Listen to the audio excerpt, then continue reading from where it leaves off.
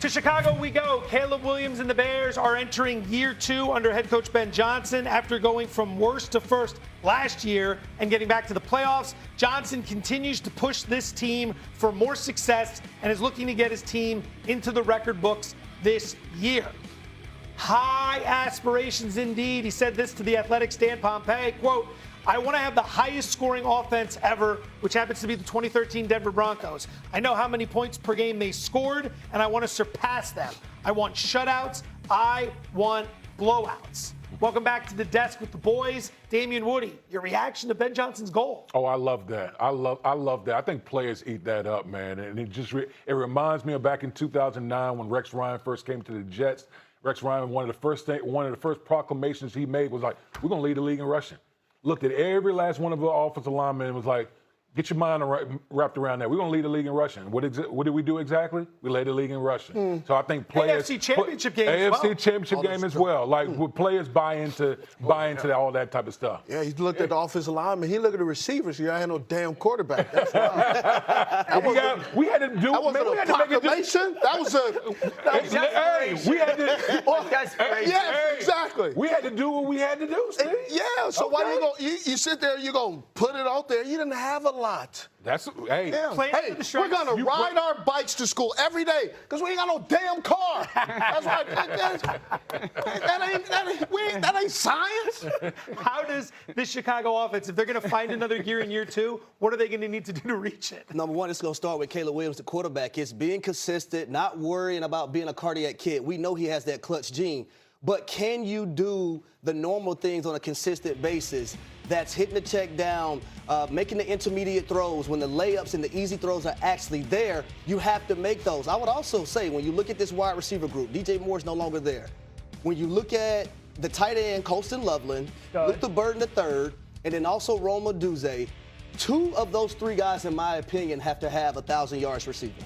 Steve, expectations for this offense this year, there's a lot of firepower in Chicago. A ton of firepower. I love what Coach doing this because, offensively, when you actually can throw the football, they can do that. But you're talking about comparing the 2013 team, they only had 2 games, that Broncos team, where they did not score 30+. So you can't have any dud games. You have to go ahead. But this is also a Chicago Bears team that runs the football. You got to have turnovers.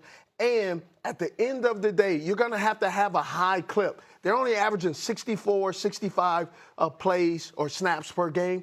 For the Denver Broncos, they were averaging 72 per game. You're going to have to increase that, so that's going to be the big issue. Caleb Williams last year, just 58% completion, 6.9 yards per attempt, both ranked outside the top 20, which means to me, optimistically speaking, there's a lot of room for growth. Can he find himself in that elite quarterback tier this season? Of course he can, because the talent. I'd say Ben Johnson reminds me a little bit of Curt Cignetti in relation to there's a level of brashness that comes about. He's not for everybody. He's going to rub some people the wrong way with his comments. There's a arrogance and an ego that I kind of love, and I love the fact that he is going out there and saying this. Put it on the table. This is what we're capable of. And if you're a guy in the locker room, you're like, let's go prove this coach right. If you guys remember all the post-game locker room celebrations that this team had, we saw like a personality with Ben Johnson we didn't know about. So I love the fact that he's done that. I think the Caleb Williams conversation is a fascinating one because he's so talented, but we're all like, be more efficient. And I don't want him to become so obsessed with efficiency that we handcuff the talent. I took you at number 1 because you have things that I cannot coach in you, and that's the line that Ben Johnson's got to walk. It'll be curious to see, after leading the NFL in turnovers last year with 33, I should say, takeaways. Yeah. Can the defense maintain something close to that level? How many points does Ben Johnson want to score a game? 38. Okay, I promise you they're going to need it. Yes.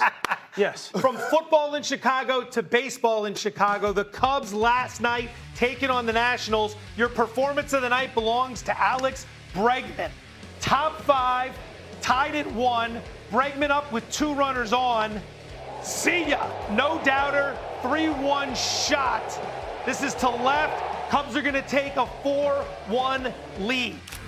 Top 6, 1 inning later. Cubs up 7-4. Bregman again. Get up, get out. 2-run shot this time. Cubs now lead 9-4. You get the theme. Let's skip ahead to the 8th. Cubbies up 5. Bregman's up with a runner on. I mean, are we still pitching to him? Yes. Are we still getting the same result? Absolutely. This time to the bullpen, 2-run shot. Bregman's going to finish with 3 bombs and 7 RBIs. It's his first career 3-home run game. Cubbies win it 12-6. And with that, good morning, we say to our friend Jeff Passan. Jeff, the Cubs scorching hot right now. They've won 8 of 9. Bregman's finally heating up. Why should we be buying stock in this team right now? Because they do everything well. And I mean everything. And if you look at what the Cubs have done, Joe, since the All-Star break, it's not just that their pitching is good. Remember how bad their starting pitching was, how banged up they were? 3.19 ERA, 5th in baseball. Bullpen has been tremendous. 2.99 ERA since the break, among the best in baseball. But it's the offense that's really driving them right now. From the top to the bottom of the lineup, they're just a steady team. They lead Major League Baseball with 150 runs since the break with an 810 OPS. And oh, by the way, they have the best defense in baseball too. So when you're looking at the Cubs, you are looking at a well-rounded team that when it's playing well, can play with the Dodgers, can play with the Brewers, can play with the most elite teams in baseball. To talk this long about the Cubs and not mention the MVP favorite, Pete Crow Armstrong, speaks exactly to your point as to how well this team does in virtually every department. Elsewhere in the National League, the Padres walked off the Brewers yesterday. They've won 5 straight. Which player's been the driving force behind this surge? The same guy who did it in 2024 when the Padres had a 19-3 run, and that's Jackson Merrill, who for a while this season looked like that sophomore slump that he was in was extending into a junior swoon. And then all of a sudden on July 19th, Jackson Merrill picks it up, and the Padres are a rocket ship after that. They've been 17-7 since, and Jackson Merrill during that time has been the best offensive player in baseball, guiding one of the best offenses in the Padres. Manny Machado's hitting, Fernando Tatis is hitting, Ty France is hitting, Luis Rengifo's hitting. Like, you can go on and on about what the Padres are doing right now, and they've put themselves in position to take one of those wild cards in the National League. And with that walk-off last night, the Padres have stepped into officially one of the wild card spots, knocking the Phillies for the time being out. Jeff Passan, tremendous as always. Thank you very much. Coming up, a college football championship rematch. Fernando Mendoza versus Carson Beck. Who will make the biggest statement tonight? That and so much more when Get Up continues.